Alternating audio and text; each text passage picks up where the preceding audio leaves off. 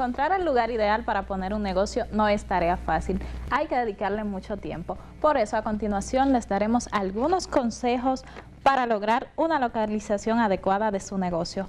Primero, conocer el tamaño y las características de la población cercana al local donde estará el negocio.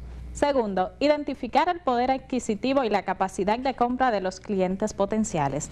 Tercero, vías de acceso y rutas de transporte público que están cercanas. Cuarto, disponibilidad de parqueo.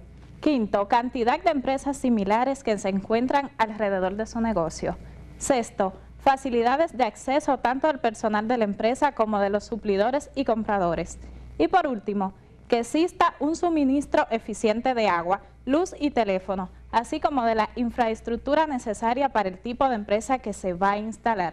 Hasta una nueva cápsula, estuvo con ustedes New Fanny Familia.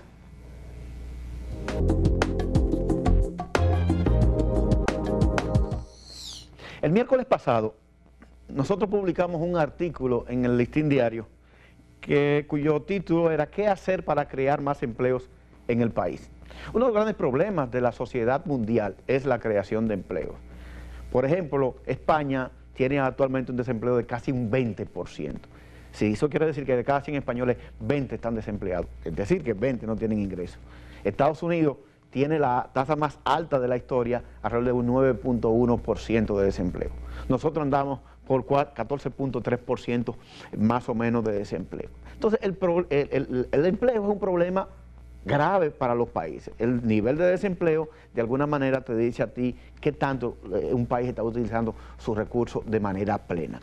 Y nosotros hemos planteado una serie de medidas, acciones concretas que van en la vía de crear empleos. Y en algunos casos, crear empleos temporeros, aunque estamos claros que lo importante es crear empleos permanentes, crear empleos productivos y crear empleos decentes. Y hicimos una propuesta en el artículo a partir de lo que Barack Obama, presidente de los Estados Unidos, propuso al Congreso de su país, en donde iban a invertir alrededor de 447.000 millones de dólares para crear empleo. Entonces nosotros estamos planteando una serie de cosas, y le voy a leer nada más un par acá.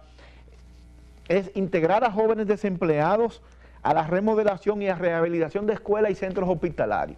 La idea de esto es que muchachos de la universidad, por ejemplo, de la propia UAS, puedan integrarse a eso, o que los ayuntamientos contraten o subcontraten muchachos de los barrios que están desempleados a las labores de ornato, porque no tiene que ser solamente recogiendo la basura en los camiones, pueden ser ornato de los parques, pueden ser pintar algunas áreas, pueden ser recoger algunos desechos sólidos. Y otras medidas, por ejemplo, contratar a más pequeñas empresas para dar servicios a lo que es el Estado, y ahí también se cumple con la ley 488-08 que aprobó el Congreso y que se promulgó también. Y por último, hablo de reducir la tasa impositiva anual a aquellas pequeñas y medianas empresas que demuestren que han creado empleo en los últimos 6 meses y que también han aumentado su salario. Pero le voy a leer mi conclusión, que fue una de las cosas que más debate generó. Yo decía, probablemente las políticas y medidas que hemos delineado no sean en su totalidad viables ni aplicables en una sociedad en donde el clientelismo político es una forma de trabajo remunerado para aquellos que son vagos de profesión, así como se oye. Pero estoy convencido que nos merecemos mejor suerte, que la pobreza no es una herencia maldita de la cual nosotros no podemos salvarnos, y que de alguna manera esa pobreza es el resultado de políticas inadecuadas tomadas por políticos inescrupulosos y políticos irresponsables, pero también de alguna manera que va de la mano con la visión de la clase dominante, que ahora, con el aumento de la delincuencia y la marginalidad y la violencia, se ha percatado de que es necesario invertir y disminuir lo que es esa desigualdad social. Nos vemos después de la pausa.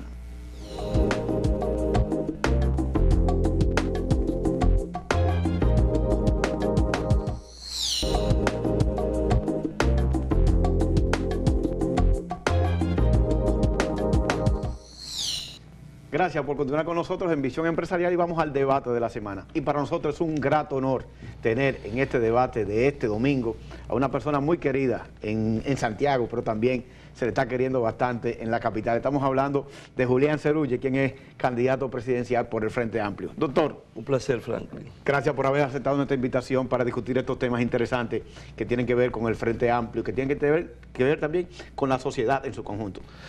Claro, para el Frente Amplio, ahora mismo cada sector de los que intervienen en la producción nacional es de suma importancia, porque uno de nuestros conceptos principales es provocar la unidad de todas las fuerzas que intervienen en la producción nacional.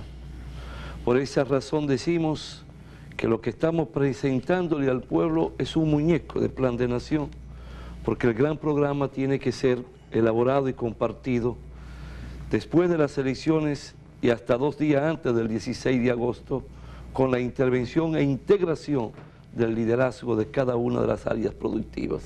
Doctor, cuando usted habla ahora de plan de nación, yo reviso la historia, yo soy profesor de economía dominicana en el INTEC, y revisando la historia económica de este país, uno se topa con que hemos vivido de crisis en crisis.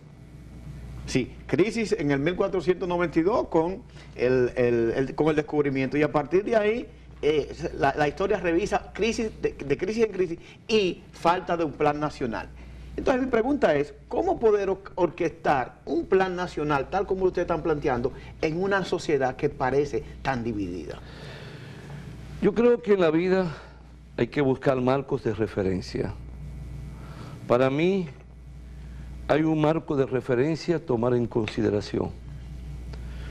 Aparte de lo que fue aquel gran pacto de Moncloa, cuando Felipe González, independiente al pacto que hicieron los brasileños, que empezó con el presidente anterior a Lula y cómo Lula supo orquestarlo, para mí el ejemplo más vivo es el de Irlanda del Norte. Irlanda estuvo décadas en guerras entre protestantes y católicos, católicos y protestantes. Llegó el momento que se firmó la paz. Vino a las elecciones y el partido que ganó llamó a la mesa a las fuerzas que intervienen en la producción, como dije al principio, presentó un muñeco de plan de nación y provocó que cada quien no fuera a buscar, sino a dar. Entonces, tanto los empresarios como los trabajadores y el gobierno empezaron a flexibilizar. Te voy a poner un ejemplo. El empresario me dice a mí, yo voy a comenzar a traer el dinero que saqué fuera del país. El gobierno le va a decir, tú podrás traer, importar toda la alta tecnología sin pagar impuestos.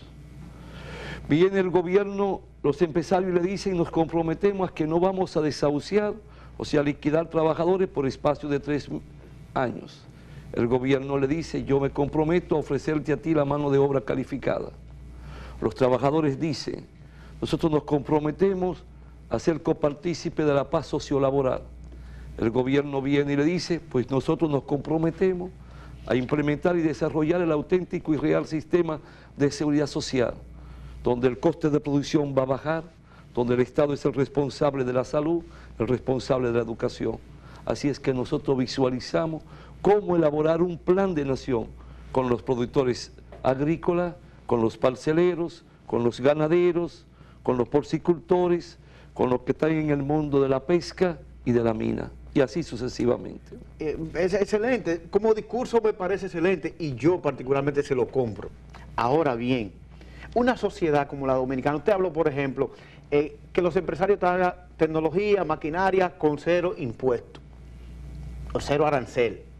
Ahora, actualmente hay un problema de déficit público, un déficit que se estima, algunos estiman en 50.000 millones. Entonces, ¿cómo yo puedo renunciar a través de lo que es otorgar facilidades para la empresa? Sin embargo, entonces va a aumentar el déficit. Sí, pero tú tienes que ligarlo, Franklin, a algo, al concepto de lo que debe de ser la planificación de lo que es la empleomanía. Si tú tienes una empleomanía que está sobrepasando los 570.000 hombres y mujeres, muchos de ellos que no trabajan, que son innecesarios, tú estás provocando un costo muy elevado al Estado en lo que puede ser su operatividad y eso atenta y obstaculiza el desarrollo integral. Si tú vienes y tienes un concepto de lo que es la austeridad y la planificación, y un concepto de lo que es el ahorro, y un concepto de cómo tú poder provocar la inversión en el campo y poner la producción como debe ser. Fíjate tú tienes un librito aquí que dice el concepto de productividad. Elevar la productividad significa encontrar mejores formas de emplear con más eficiencia la mano de obra. La mano de obra calificada, Claro. no la rutinaria. Claro. Te está hablando de educar a un pueblo, te está hablando de invertir a un pueblo. Sí, Y sí. ese pueblo educado tú le vas a enseñar a comer, le vas a enseñar a comer, le vas a enseñar a tener las medidas preventivas hacia las enfermedades, el capital físico y el capital humano que existen en la región. Mira cómo te lo dice. Pero eso desde el punto de vista conceptual. Yo me voy más a la realidad. Nosotros tenemos un problema serio en el país, y es que los partidos no se ponen de acuerdo para lo más mínimo. Entonces, ¿cómo tú vas a tener un plan de nación en un país donde los partidos, que son los que administran el gobierno del Estado, Sí. no se ponen de acuerdo en nada? Pero para el Frente Amplio el problema no son los partidos. Los partidos no van a obstaculizar nuestro accionar, y menos los partidos que le han hecho daño a este pueblo. Pero hay que contar con ellos, No, doctor. no, se cuenta con el pueblo, se encuentra con ese empresario que lo da todo para sobrevivir, se cuenta con ese productor agrícola, se encuentra con el obrero. Oh, y ese sistema de clientelismo Permíteme, político. ese es su problema, no del Frente Amplio. En el Frente Amplio no hay que recurrir a ese sistema ni a ese esquema. Eso es algo trasnochado y ofensivo a la dignidad y al orgullo de un pueblo. Nuestra misión como Frente Amplio